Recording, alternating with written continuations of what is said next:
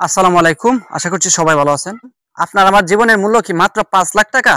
মাত্র ৫ লাখ টাকা কি একটা জীবনের মূল্য হয়? গতকালকে রাজধানীর ফার্মগেট এলাকায় মেট্রো রেলের স্প্রিং পড়ে এক লোকের মৃত্যু হয়। লোকটা একটা জায়গায় শেষ হয়ে যায়। তো এই বিষয়টার পরে প্রশাসন থেকে তাকে ঘোষণা দেওয়া হয় যে তার জন্য হচ্ছে ৫ লাখ টাকা তার পরিবারকে দেওয়া হবে।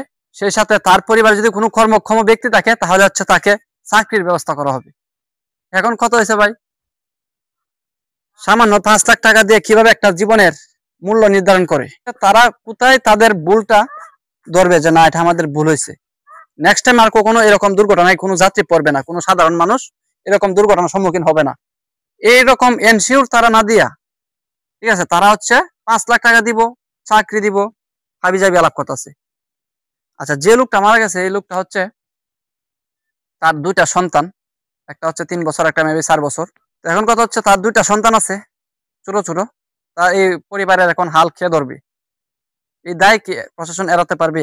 এই যে লোকটার যে অকাল মৃত্যু হয়েছে, এখন মেট্রো রেল দিয়ে যাতায়াত করলেও জীবনের কোনো নিশ্চয়তা নেই। মেট্রো রেলের রাস্তার নিচ দিয়ে যে একজন মানুষ যাবে এটার ক্ষেত্রে কোনো নিশ্চয়তা নেই। এই যে ১,০০০ কোটি টাকা দিয়ে মেট্রো রেল বানাইছে, এতে করে আমাদের জনগণের লাভটা কি? যদি আমাদের এক ভাই যদি মারা যায়, ২ দিন পরে আরো অন্য ঘটনা ঘটবো। শুধু তো এটা একটা ঘটনা জাস্ট, এছাড়া আরো হাজার হাজার ঘটনা বাংলাদেশে আনাচে কানাচে ঘটতেছে, যেটা হচ্ছে সরকারের খামখেয়ালিপনার জন্য হচ্ছে। যেগুলো প্রিয়জন হারানোর বেদনা একমাত্র তারাই জানে যাদের হারায়। যে লোকগুলা বলতেছে ৫ লাখ টাকা দিবে এবং যদি পরিবারের কর্মক্ষম ব্যক্তি থাকে তাহলে তাকে চাকরি ব্যবস্থা করে দিবে, তাদের কিন্তু প্রিয়জন হারায় নাই। তারা এই কষ্ট বুঝবে কিভাবে? যে দুইটা ছেলের বাবা হারাইছে, ওই দুইটা ছেলের কষ্ট দেখার কেউ নাই এখন।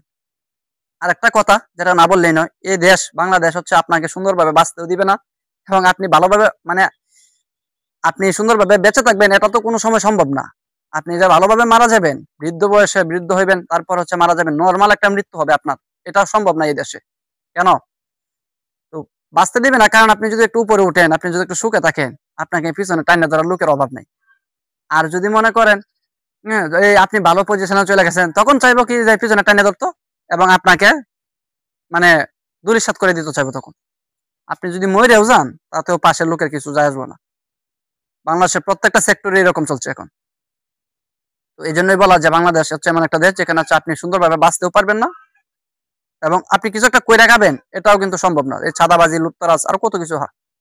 তো যাই হোক, এই বিষয়টা থেকে প্রশাসনের উচিত শিক্ষা নেওয়া, এবং নেক্সট টাইম যেন বাংলাদেশের মাটিতে এরকম দুর্ঘটনা না হয়, এবং এই দেশের প্রত্যেকটা নাগরিক যেন সুন্দরভাবে, সুষ্ঠুভাবে চুরি চামারি এবং হঠাৎ মৃত্যু বা অ্যাক্সিডেন্ট দুর্ঘটনা এগুলো ছাড়া যেন চলাফেরা করতে পারে। এই বিষয়গুলো এনশিওর করতে হবে প্রশাসনকে। আসসালামু আলাইকুম, আল্লাহ হাফেজ।